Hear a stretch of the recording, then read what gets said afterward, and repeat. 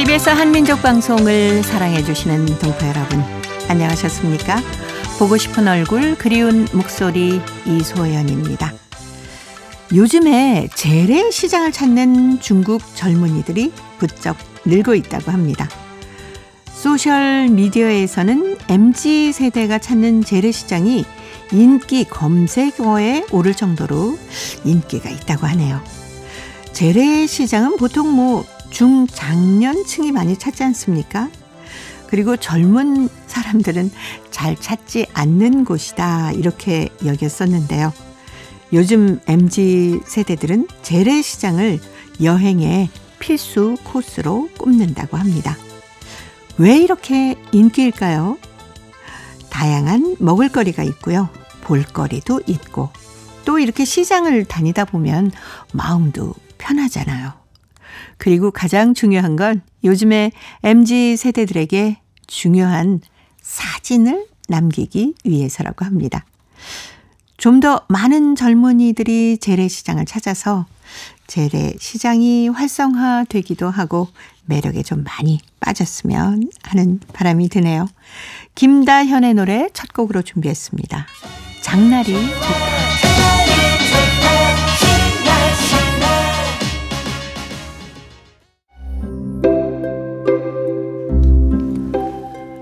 동포 여러분의 편지 사연으로 함께합니다. 행복우체통 화요일의 편지 손님, 홍익대학교 글로벌 경영학과 전춘화 교수님입니다. 어서 오세요. 안녕하세요. 이 중국의 MZ세대들에게 재래시장이 정말 인기가 있다고 하는데 궁금하네요. 어떤 네. 점이 그렇게 인기를 끄는 걸까요?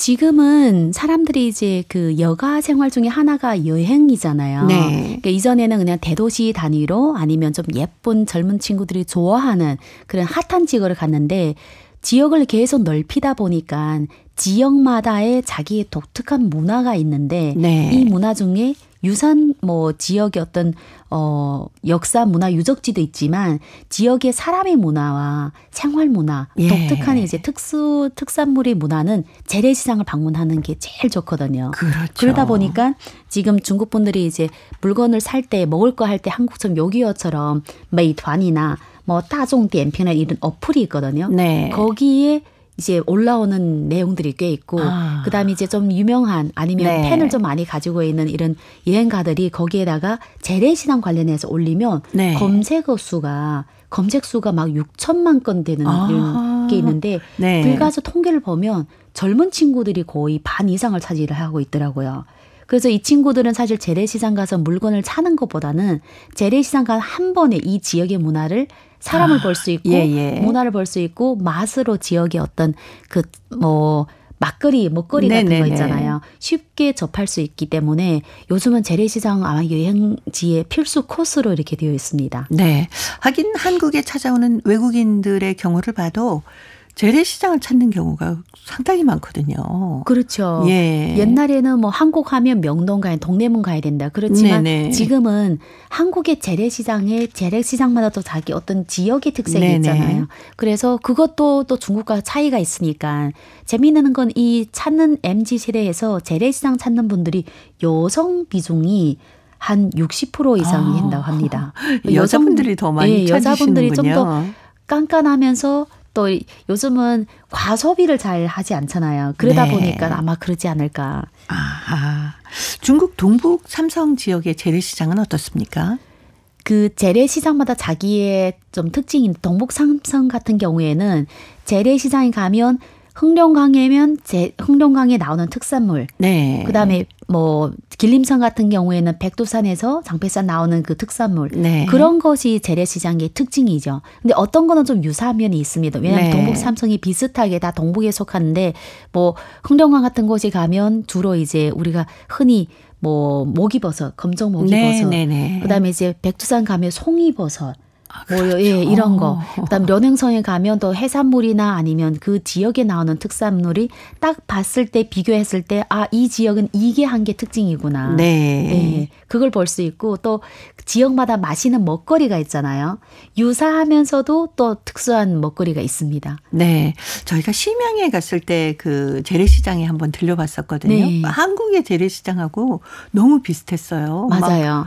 고춧가루 빻는 방앗간도 있고. 왜냐하면 네. 그 중국의 그 동북 삼성에는 교포들이 살고 있으니까 네. 한국에서 볼 수 있는 거리를 사실 거기에서 어떻게 보면 축소판을 좀 볼 수 예. 있고 또 다른 지역 가면 재래시장 가면 또 완전 다릅니다. 네. 네. 중국 전통의 재래시장에 한번 가보고 싶네요. 예를 들어서 운남성을 간다. 네. 그러면 그 지역에는 꽃 시장이 많은 곳은 이 지역의 도시가 거의 꽃으로 많이 도배된 곳은 재래시장 가면 꽃 관련 것이 굉장히 많은 거죠. 예. 네. 그래서 아마 항주당 간 재래시장 가면 또 실크가 굉장히 많을 수 있고 차를 자주 재배하는 곳에 가면 네. 또 차 관련. 차 종류가 네. 많고. 그래서 먹거리도 있고 일반적인 대중적인 거는 재래시장이 다 있는데 거기에 플러스 이 지역의 문화. 네. 저도 한국에 왔을 때 재래시장을 굉장히 좋아했거든요. 네. 요즘 약간 아쉬움이 있다면 그 재래시장마다 생김새가 다른데 요즘은 다 똑같게 거의 좀 비슷하죠. 그렇게 하다 보니까 사실 물건도 비슷한데 그 생김새도 비슷하니까 그게 네. 아쉽더라고요. 예. 뭐 살고 계신 곳이 성남 쪽 아니십니까? 네, 맞습니다. 그럼 그 성남에도 왜 모란시장 있고 많잖아요. 모란시장도 있고 중앙시장도 있고 네. 정말 지금은 잘 해놨는데 근데 그 볼거리는 옛날 게 볼거리가 그래요. 더 맞아요. 많고 막 사람들이 지나간다 부딪히기도 하고 하는데 그 북적북적함이 또 어떻게 보면 정을 더 이렇게 붙이게 하더라고요. 네, 맞아요. 그리고 덤이 있지 않습니까? 재래시장에 가면 맞아요. 뭘 사도 뭔가 덤으로 한 주먹 더 주시고. 맞습니다. 그리고 왠지 재래시장에 산 거는 싱싱하고 네, 더 맞아요. 저렴하다고 생각하는데 꼭 네. 그렇지는 않는데 일단 거기에서 사면 나도 모르게 양이 굉장히 많이 사오고 그러니까요. 또 재래시장 가면 한국에서 보면 그 만두국을 먹잖아요. 네. 저는 그걸 그렇게 썩 좋아하지는 않거든요. 칼만두 이런 거를. 근데 거기 가면 옆에 뒤에서 줄 서 있으니까 네. 뚝딱 한 그릇 다 먹고 네, 일어섭니다. 네. 아무래도 재래시장 가면 제일 먼저 찾게 되는 게 필요한 물건도 사지만 먹거리가 아닐까. 맞습니다. 네. 그중에 뭐 줄 서서 있는 거 보면은 대부분 호떡 파는 데도 많더라고요. 그리고 이제 재래시장을 굳이 내가 그 평소에 보지 않는 거리도 네. 한 바퀴 다 도는 거예요. 그렇죠. 그렇죠.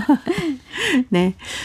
동포 여러분께서도 아마 대림동 가도 거의 재래시장의 모습 아닙니까? 맞습니다. 예. 대림동에 가면 정말 중국 동포들이 그 판매하고 있는 그 네. 가게가 많고 또 음식점에 야채나 이런 게 다 같이 모여져 있으니까 약간 재래시장 그런 느낌 많이 나죠. 네. 먹거리도 많고 참 좋은 곳이 대림동 시장입니다.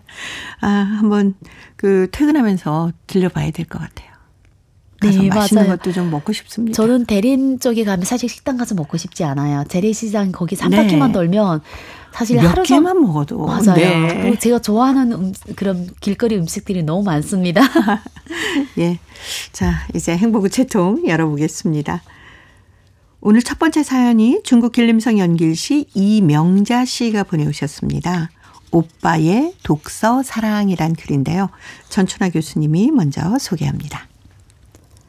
전번 5월 29일 나는 형제들과 함께 오빠네 집으로 갔다. 오빠는 1971년에 소란시 진교공사 자경대례 의사로 초빙받아 이사 가서 살게 되다 보니 연변하고는 거리가 꽤 멀리 떨어져 있어서 그렇게 자주 만나볼 수 있는 상황이 못 된다. 오빠가 연변에 한 번 오시면 꼭 하시는 일이 있는데 아무리 큰일 있어도 한 번도 빼놓지 않고 서점에 꼭 들려서 새로 나온 책들을 사가시곤 하신다. 생활이 그렇게 부유하지도 않는데 해마다 우리말로 된 잡지들을 거의 모두 주문해 보셨다. 이렇게 오빠의 책 사랑은 끝이 없었는데 이번에도 오랜만에 오빠 집에 가보았더니 책장에는 더 늘어난 도서들이 한눈에 안겨왔다. 그 잡지를 쳐다보노라니 10여 년 전의 일이 어제 일처럼 기억이 떠오른다. 그때도 무슨 일 있어 우리 형제들이 오빠네 집에 다 모였는데 안방에서 오빠가 형님한테 큰 소리로 나무라는 소리가 들려가 보았더니 글쎄 며칠 전 오빠가 새로 산 잡지를 잃어졌다면서 형님을 책망하고 계셨다. 내가 집에 가서 사서 보내주겠다고 하고서야 오빠의 노여움은 좀 사그러졌다. 그때 난 처음에는 오빠의 그 성격에 머리를 졌다가 곧 감동이 솟구쳤다. 그것은 우리말 잡지에 대한 오빠의 극진한 사랑이었고 애대였다. 오빠는 금년에 84세의 고령인데도 아직도 이야기를 하면 국내외 형세여, 인간관계, 현 시대의 이야기 등 모르는 것이 없어 시대에 뒤떨어지지 않고 이야기하신다. 아시는 것도 많으시니 말씀도 얼마나 재밌게 하시는지 난 오빠와 마주 앉으면 시간 가는 줄도 모르고 이야기에 빠지든다. 아침에 눈을 뜨면 시야에 제일 먼저 안겨오는 독서하는 오빠의 모습. 때론 동네 사람들이 모인 장소에서 책에서 본 이야기를 구수하게 들려주신다고 한다. 오빠의 이런 모습이 그렇게도 우아해 보이고 하나의 아름다운 풍경으로 보인다는 형님이 말을 들을 때 내 마음도 달차지근해진다. 그렇다. 오빠는 그렇게 독서를 즐기면서도 글 한 편 발표한 적이 없이 의사라는 직책에 최선을 다하며 사셨고 가장이란 이름으로 중임을 다하며 살아오셨다. 책을 친구 삼아 책 속에서 희로애락을 느끼면서 열심히 사셨으며 자식들도 아버지의 훌륭한 유전자를 이어받아 모두가 사회의 한 분야에서 중임을 떼매고 맡은 공작을 잘 해가고 있다.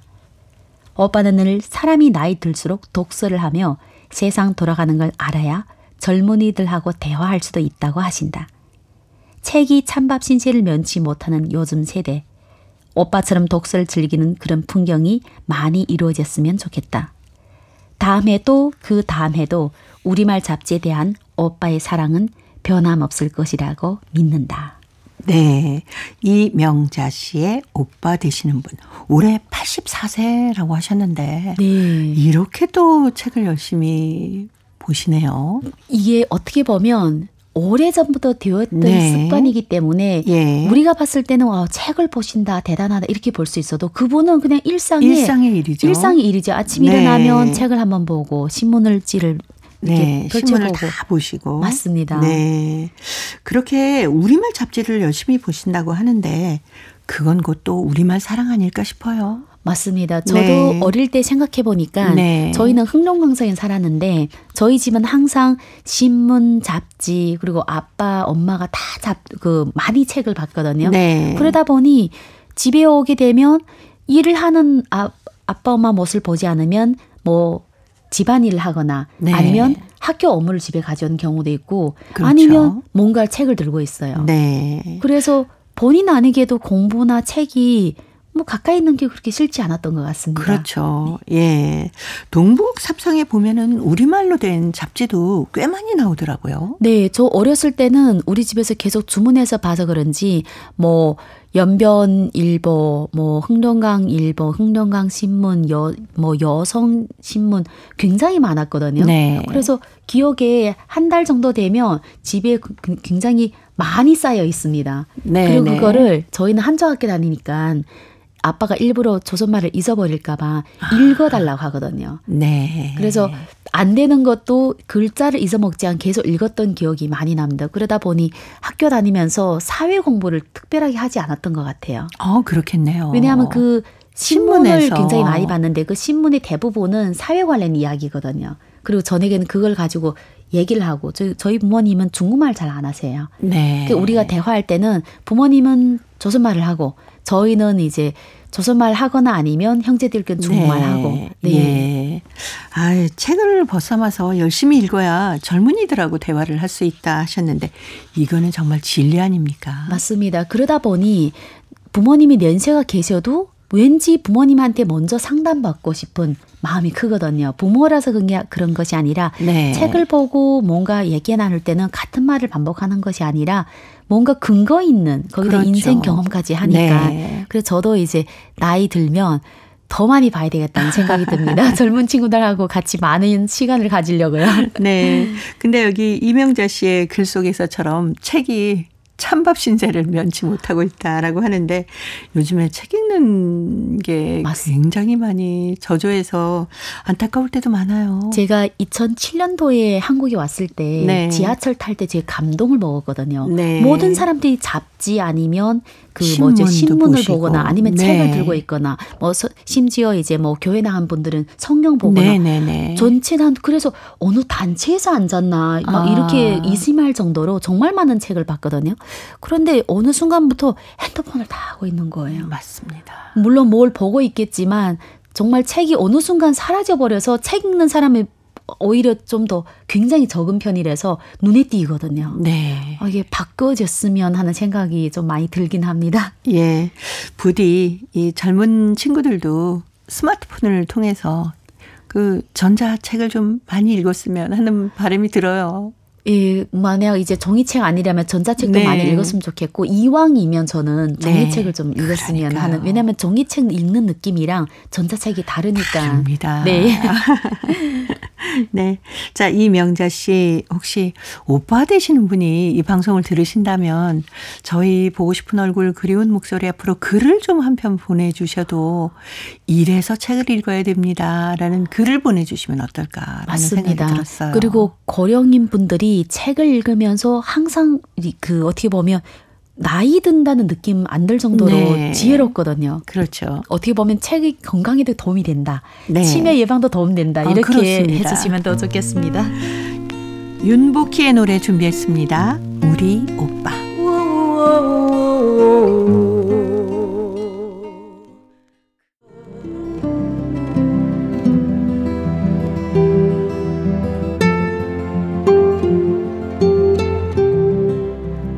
동포 여러분의 따뜻한 사연으로 아름다운 추억을 만들어 드립니다.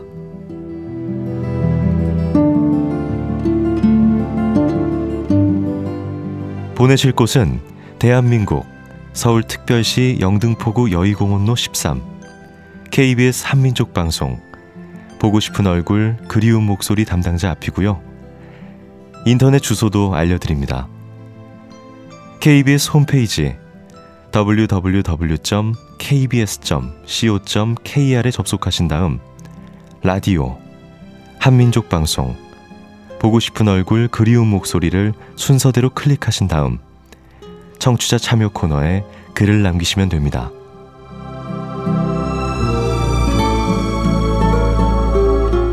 정다운 이야기와 아름다운 음악이 있는 보고 싶은 얼굴 그리운 목소리 동포 여러분과 늘 함께하겠습니다. 화요일의 행복우체통 홍익대학교 글로벌 경영학과 전춘아 교수님과 함께하고 있습니다. 자, 이번 사연 중국 길림성 왕청현의 김승연 학생이 보내왔습니다. 아버지와 어머니는 이혼했어요 라는 글입니다. 제가 소개해 드릴게요. 오늘 조선 어문 시간이 되었어요. 선생님께서는 가족 성원들을 알아본다면서 부모님의 정황을 물으셨어요. 저희 어머니와 아버지는 이혼했어요. 나는 부끄러워하지도 않고 스스럼 없이 대답을 했어요. 친구들은 눈이 휘둥그레서 나를 쳐다보았지요. 어른들이 일은 우리 학생들은 잘 모르지만 괜찮아요. 그래도 아버지, 어머니는 영원한 나의 부모님들이고 나를 낳아주신 고마운 분들이니까요. 선생님, 저는 매일 저녁마다 아버지하고 영상통화를 하고요. 어머니는 주말마다 전화와서 저의 정황들을 묻곤 합니다. 그럼 승연이는 누구와 같이 살아요? 저는 어려서부터 외할머니 손끝에서 자랐어요. 아버지 어머니보다 외할머니가 더 좋아요. 그래요. 당연히 승연이와 함께 살면서 알뜰히 챙겨주는 할머니가 좋지요. 아버지 어머니도 피치 못할 사연으로 함께 할 수 없어도 부모님들을 항상 존경하고 사랑해야 돼요. 네, 선생님. 말씀 명심하겠습니다. 예전에 주위 친척들이랑 나를 보고 왜 외할머니랑 같이 사는가 물으면 쑥스러워서 말을 피했어요. 그런데 시간이 흐르니 부끄럽지도 않고 당당하게 우리 부모님들은 이혼했어요 말하곤 합니다. 선생님들은 나를 똑부러지는 착한 애라고 칭찬을 해요. 사실 나는 너무도 못나고 너무나 인정머리도 없는 철부지인 것 같아요. 실제 행동으로 할머니랑 아버지, 어머니께 효도한다고 하고는 한 번도 효도를 해본 적이 없어요. 아버지, 어머니께 이혼했다고 당당하게 말하는 것처럼 부모들께 효도하고 할머니를 지극히 사랑하는 성실하고 당당한 멋진 사내 대장부가 될 것입니다. 라는 사연이었습니다. 참 이렇게 친구들 앞에서 얘기하기 쉽지 않은데. 그렇죠. 예. 그런데 이전에는 이게 이런 일이 있으면 주위 사람들이 이 친구를 굉장히 안타깝게 생각하고 그렇죠. 상처를 안 주려고 하는데 네. 요즘 애들은 오히려 자기가 먼저 얘기를 하는 겁니다. 그리고 그거를 아마 상처가 다 지나가지는 않았겠지만 좀 담담하게 받아들이는 것 같아요. 예. 사실 그게 그 승현이 학생을 비롯해서 비슷한 환경에 있는 아이들에게는 좋은 게 아닐까요? 그렇죠. 어떻게 보면 그리고 이전보다 이런 현상이 좀 더 많아졌다는 걸 설명하거든요. 그러다 보니 뭐 다른 내 어느 친구도 그런 상황이니까 자기가 이제 받아들이고 또 반대로 보게 되면 승현이 아버지 어머니가 사랑을 물론 같이 안 살지만 많이 준 거죠. 그렇죠. 그러다 보니 우리 엄마 아빠 나랑 같이 안 살지만 나를 버린 것이 아니라 그렇게 생각할 수도 있어요. 네. 어쩔 수 없는 어떤 이유 때문에 어머니하고 아버지가 헤어져서 사시는구나 라는 것을 이제 받아들인 거잖아요. 네. 예. 옛날에는 뭐 이혼하면 한 사람을 못 보는 경우도 많았잖아요. 영원히 엄마를 못 본다. 영원히 아빠를 못 본다. 아니면 아이 둘 다 버리고 간다. 이러면 상처가 많이 있겠는데 그렇죠. 여기 보니까 뭐 아빠는 어떤 역할을 하고 엄마는 어떤 역할을 하고 하니까 자기는 어떻게 보면 기숙사에 생활하듯이 종종 부모님 만나니까. 예. 그래도 할머니하고 함께 생활할 수 있어서 훨씬 더 좋지 않을까라는 생각도 듭니다. 아이들은 사실 할머니가 사는 걸 엄청 좋아하죠. 그렇죠. 어떻게 보면 부모님처럼 딱딱하지도 않고 엄청 바쁘지도 않고 할머니 항상 그곳에서 기다리고 맛있는 걸 많이 해주고 포옹을 많이 해주잖아요. 네. 근데 우리 동포분들 중에 보면은 이런 경우가 꽤 있으시더라고요. 상당히 많습니다. 옛날에는 부모 중에 한 분이 한국을 먼저 오거든요. 그러다가 오랜 세월 동안 갈라져 있으면 사람이 거리가 멀어 마음도 멀어진다고 해서 그렇게 가정을 위해서 나온 나중 가정이 파탄되는 경우가 많아요. 그래서 엄마도 다시 이제 나와서 아니면 아빠가 다시 나와 찾았는데 둘이 다시 합치지 못하고 그러니까 아이가 할머니, 할아버지 같이 사는 거죠. 심지어 어떤 친구들은 선생님한테 맡겨서 자라는 거예요. 네, 그런 경우가 많아서 저는 도대체 무엇을 위해서 나오는가. 네. 가끔 보면은 이렇게 우리 학생들이 어머니 아버지는 왜 외국에 가서 돈을 벌어야 되는가. 나랑 같이 그냥 집에서 살았으면 좋겠다 하는 사연도 들어오고 이렇게 승현이 학생처럼 피치 못할 어떤 이유 때문에 이혼을 하고 할머니와 사는 조손 가정들도 있지 않습니까? 그렇죠. 네, 이런 경우에 학생들에게는 어떤 교육이 좀 필요할까요? 학생들에게는 사실 어떤 교육보다는 제가 봤을 때 이 아이들이 본인이 선택해서 이게 이런 상황 아니기 때문에 어른들이 예를 들어서 가까이 있지 않는다면 영상통화는 관심을 굉장히 많이 줘야 될 것 같고 또 옆에 그냥 돈으로 관심 주는 것이 아니라 얘 발전을 정말 제대로 칭찬을 하면서 지도를 좀 해야 될 것 같습니다. 그래야 아이가 나는 그냥 내 마음대로 잘하는 거 아니야. 내가 이제 속마음을 털어놓을 수 있는 아버지, 어머니 그리고 할머니 그렇게 해야 되지 않을까. 그리고 가끔은 만나서 같이 지내야 된다고 저는 생각을 합니다. 그래서 방학 때는 될 수 있으면 아이를 옆에 두고 좀 같이 있어야 그래도 부모 역할을 제대로 할 수 있지 않을까 하는 생각입니다. 예. 자, 승현이 학생. 아버지, 어머니, 할머니께 효도하면서 아주 성실하고 당당한 멋진 사내 대장부가 되겠다라고 했는데 정동원의 노래에 효도합시다라는 노래 있거든요. 이 노래 들으면서 오늘도 화이팅 했으면 좋겠네요. 자, 홍익대 글로벌 경영학과 전춘아 교수님과는 또 다음 주에 뵙겠습니다. 고맙습니다. 감사합니다.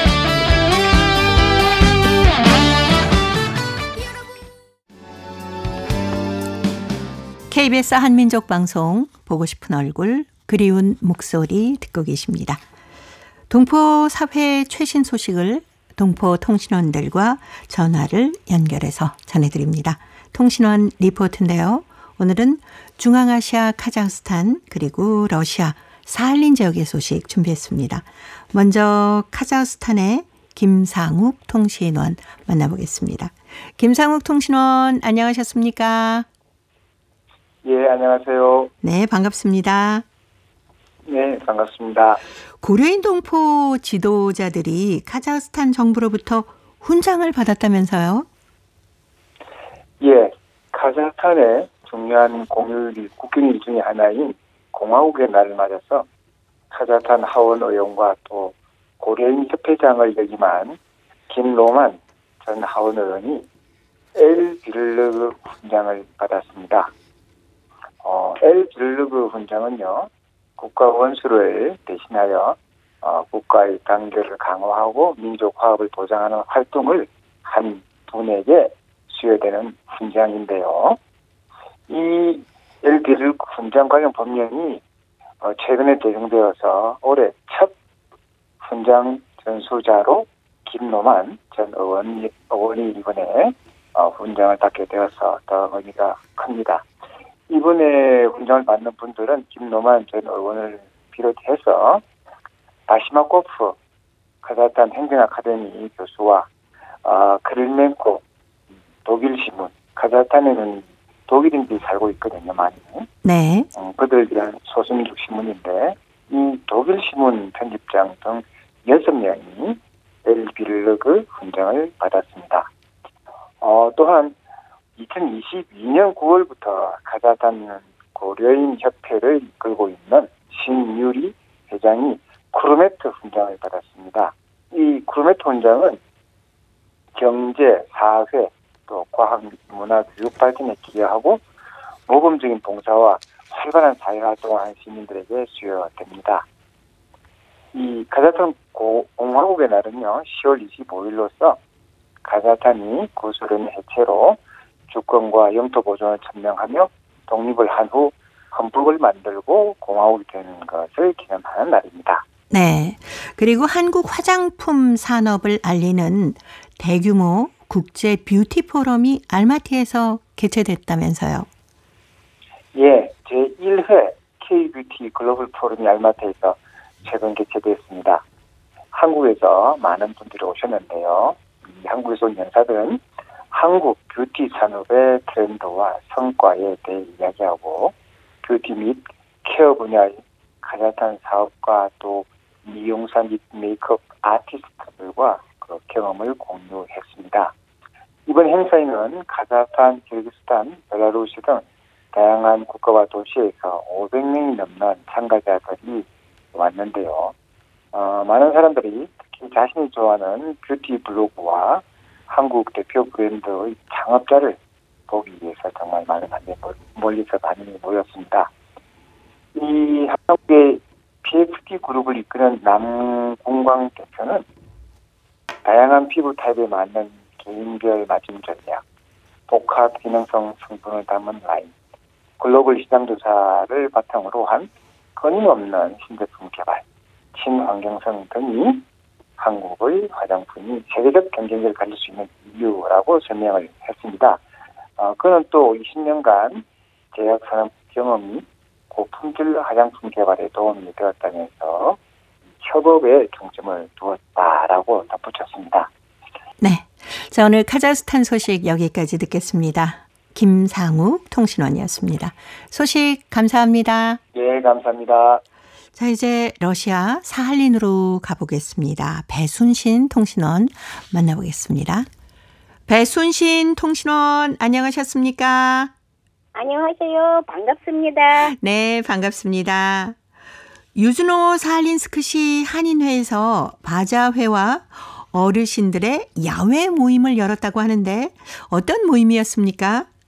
네, 최근 유선사갈림시 한인회에서 미니 바자회와 노인정 어르신들의 야외 모임이 있었는데요.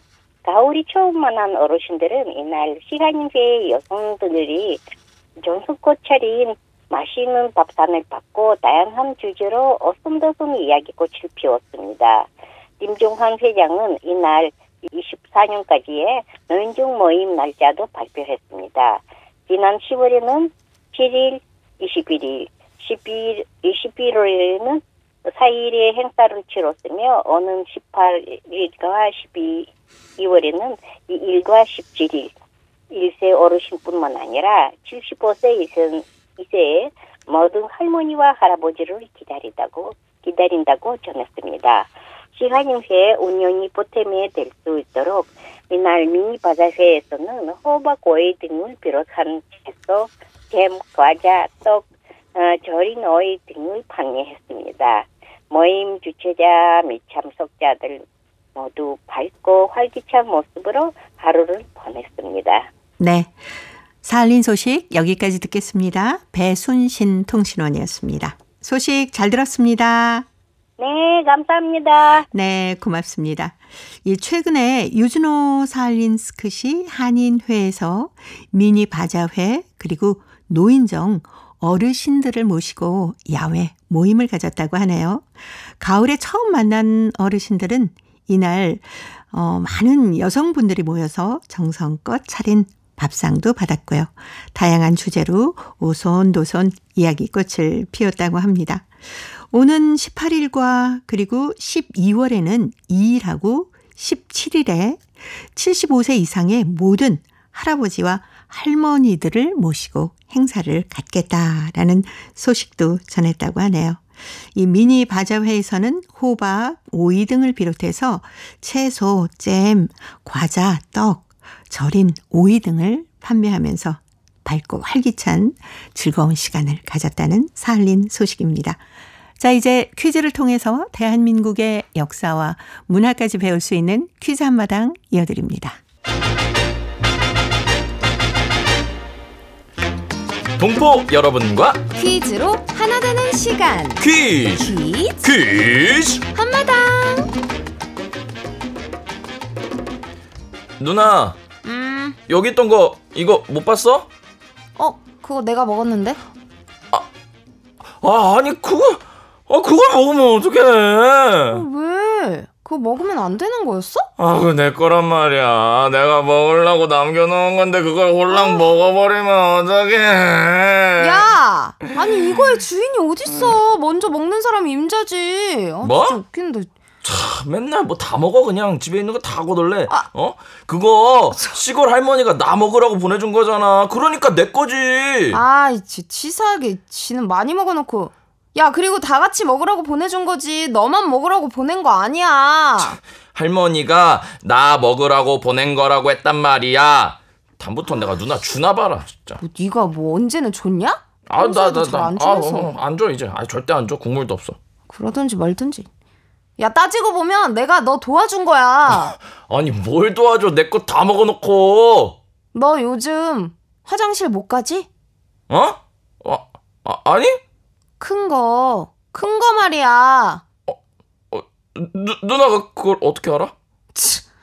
너 요새 날마다 이걸 몇 개씩 먹었잖아. 그러니 변비가 와서 화장실을 못 가지. 나 못 갔나? 그게. 맞네, 맞아. 거봐, 내가 너 도와준 거 맞잖아. 엄마도 다 이럴 거야. 엄마! 귀여운 척. 먹는 것 같고 티격태격하는 거 보니까 찐남매 맞네요. 그러니까요.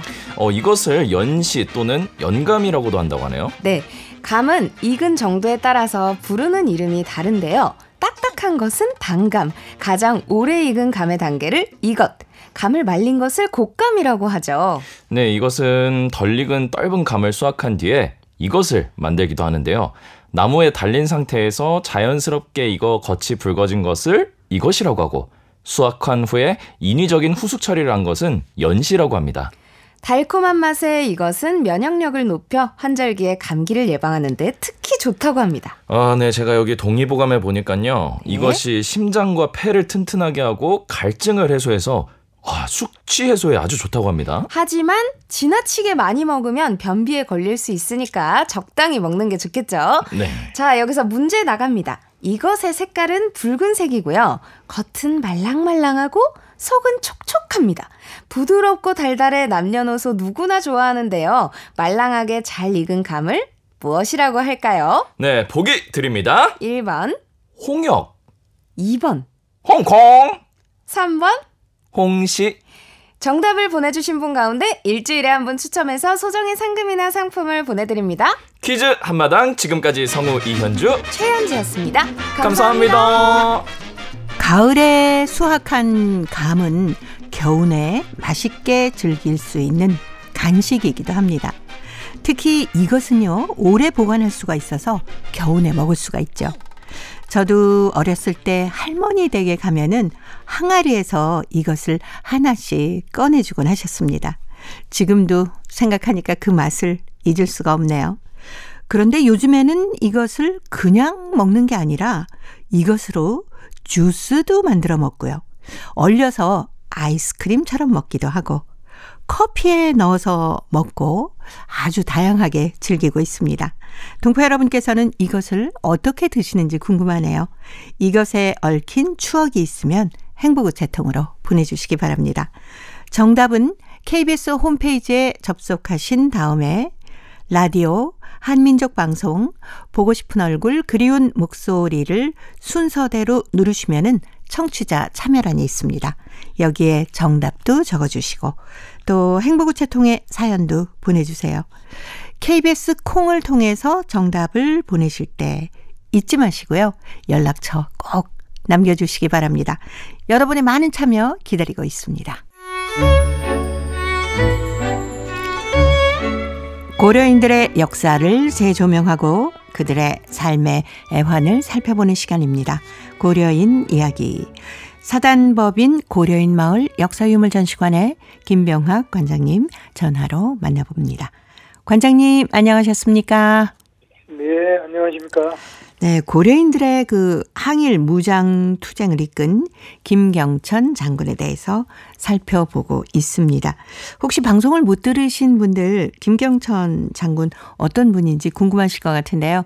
간단히 다시 한번 소개해 주십시오. 김경천 장군은 1888년 그러니까 우리가 조선에서 구한말로 넘어가는 시기였죠. 네. 그때 김경천 장군이 함경남도 북청에서 태어났는데 부친이 일찍부터 개화사장의 눈을 떠가지고 군인으로 이렇게 대한제국의 초대 어떤 군인 지도자로 근무를 했는데 그 영향을 받아서 1904년에 일본에 유학을 가가지고 일본의 동경 육군중앙유년학교 그리고 일본 육군사관학교를 졸업하고 일본군 나중에 기병대 중위까지 복무를 하게 됩니다.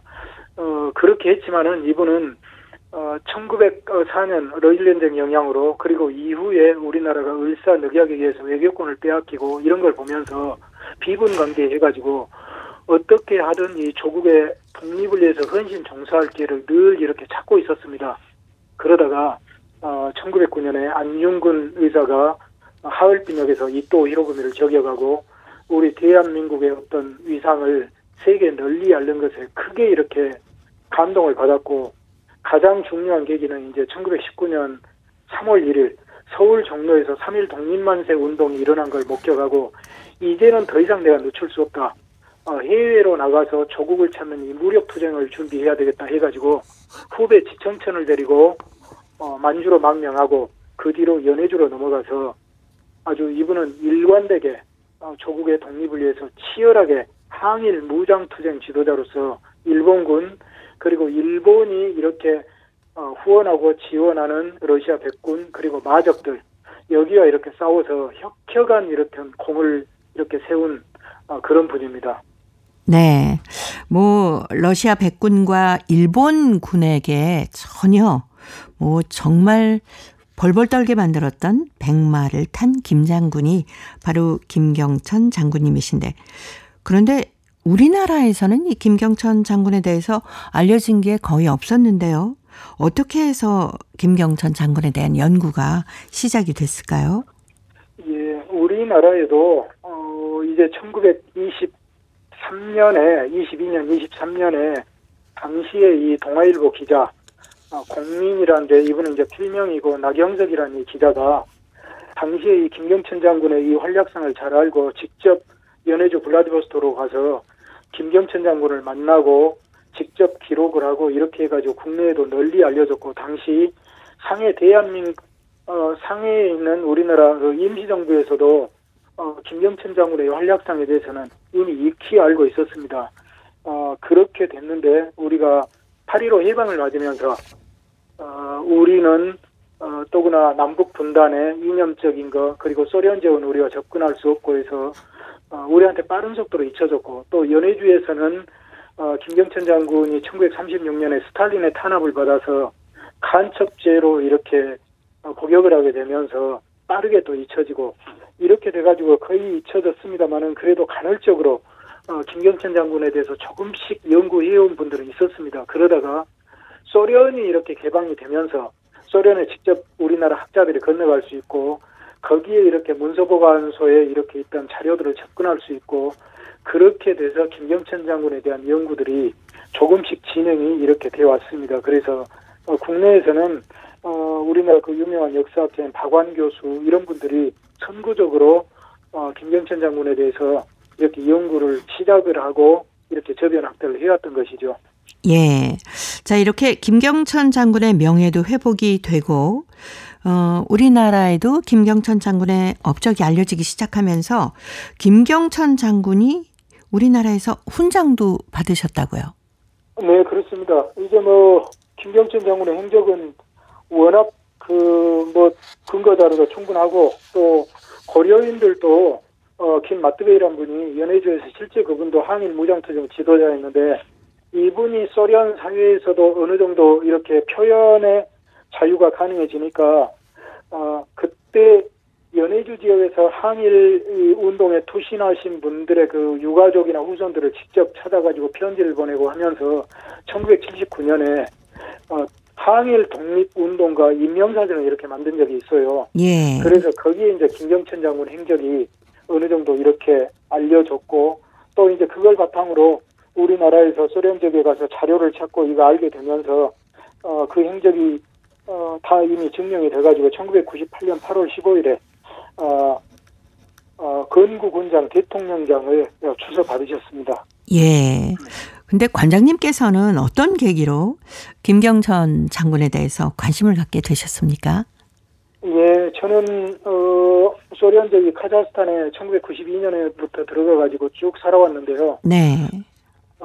저는 역사학을 공부한 사람도 아니고 사실 그런 부분에 대해서 이렇게 명확히 이렇게 알지는 못했습니다. 물론 이름은 들어봐서 이러이러한 분들이 있었다는 정도는 알았는데 그렇게 몰랐는데, 그쪽에서 고려인 관련 일을 쭉 해오고 있었는데 언젠가 아마 제 기억으로는 2011년 같은데, 저하고 이제 고려인 그 역사에 대해서 연구해 오시는 고려인 분이 있었는데, 김경천 장군이 쓰신 이 일기, 네네. 경천아일록이라고는 이 일기 복사본을 저한테 건네면서 이것을 좀 탈초를 하고 현대어로 번역하고 러시아어 번역까지 해서 좀 이렇게 해달라고 이야기를 하셔서, 사실은 제가 한 1년 가까이를 거절을 했다가, 제가 그 부분 좀 전문가도 아니니까, 그런데 결국에는 이제 그 요청을 거절할 수 없어서 작업을 하게 된 것이, 제가 이제 김경천 장군에 대해서 어느 정도 이제 김경천 장군 일기를 해제하고 탈초하고 현대어로 번역하고 내면서 이렇게 시작을 하게 됐습니다. 그러니까 2011년 말 2012년에 제가 하게 된 거죠. 예. 그러면 김경천 장군의 연보 정리하시기 위해서 굉장히 애정어린 노력을 많이 하셨겠네요. 이제 김경천 장군의 일기를 이렇게 탈취하고 현대어로 번역하니까, 네. 이제 김경천 장군의 어떤 행적과 연보가 어느 정도 정리가 됐죠. 그리고 이제 일부는 김경천 장군의 손자 한 분이, 그분도 한 3년, 3, 4년 전에 돌아가셨는데, 네. 이분이 자기 그 할아버지의 그 행적을 알기 위해서 정말 노력을 많이 기울이셨어요. 그래서 카자흐스탄과 러시아에 있는 각종 그 관계 기관에 편지를 보내가지고 유가족 대표로서 김경천 장군의 어떤 사망 일자나 당시에 그 행적이 적힌 문서나 이런 것들을 끊임없이 이렇게 해가지고 공문서로 받고 해가지고 이런 자료들이 모였거든요. 그래서 이 자료가 모이고, 또 국내에서 이전에 90년대에 연구한 그 학자들의 자료가 있고 해서 이래저래 모아가지고 김경천 장군의 연보를 조금 제가 정리할 수 있었습니다. 예. 아, 누구보다도 그 손자분들, 가족들이 굉장히 좋아하셨겠네요. 예, 좋아하고요. 또 연보를 정리하면서 네. 참 여기 그 대단한 그 김경천 장군의 행적들이 참 많이 있습니다. 예. 그 알려지지 않았지만 수청 고려의병대 총사령관이 됐고 연해주 지역에서는 유일하게 사관 양성 교육을 할 수 있는 사람이 김경천이었고 또 러시아군과 우리 한인군 연합부대 이렇게 총사령관이 돼서 지휘도 했고 또 수청 고려의병대 총사령관이 돼가지고는 나중에 그쪽에서 또 마적을 이렇게 배치하고 그 지역에 마적 출몰을 막기 위해서 군정을 또 단행해가지고 군정사령관으로서 통치도 하게 되고 굉장히 그 많은 일을 이렇게 하셨던 게 연보로 정리를 하게 되니까 이렇게 일목요연하게 잘 드러나게 됐습니다. 네. 그렇게 보시다 보면 스탈린이 왜 걸림돌로 생각했는지도 많이 느끼셨겠네요. 아, 그렇죠. 뭐 너무나 당연한 이야기죠. 예. 당시에 그 우매한 독재자들이 늘 하는 경우가 정말 유능한 참모나 지도자들을 전부 제거해버리고 자기도 그 무능과 그 미련함으로 정말 그 백성의 삶도 도탄에 빠뜨리고 자기의 그 어떤 말로도 이렇게 좋지 못하고 그런 경우가 참 많이 있죠. 예. 그 증손녀 되시는 분은 얼마나 감격하셨을까요? 네, 그리고 증손녀가 또 국내에서도 그 네. 증조 할아버지의 그 행적을 복원하기 위해서 많이 노력하고 있습니다. 그래서 세워진 게 서울 사직동 166번지 김경천 장군의 그 사저가 있었던 곳에 네. 그 송가터 그 비도 세웠고요. 이런저런 일들을 지금 많이 하고 있습니다. 예. 자, 오늘 고려인 이야기 항일 무장 투쟁을 이끈 김경천 장군의 연구가 시작된 계기 또 연보 정리에 대한 말씀 함께 나눴습니다. 오늘도 사단법인 고려인 마을 역사유물전시관의 김병학 관장님이었습니다. 다음 주에 뵙겠습니다. 네, 감사합니다. 네, 고맙습니다. 이명웅이 불러주는 다시 만날 수 있을까 들으면서 저도 인사드립니다. 함께해 주신 동포 여러분 고맙습니다.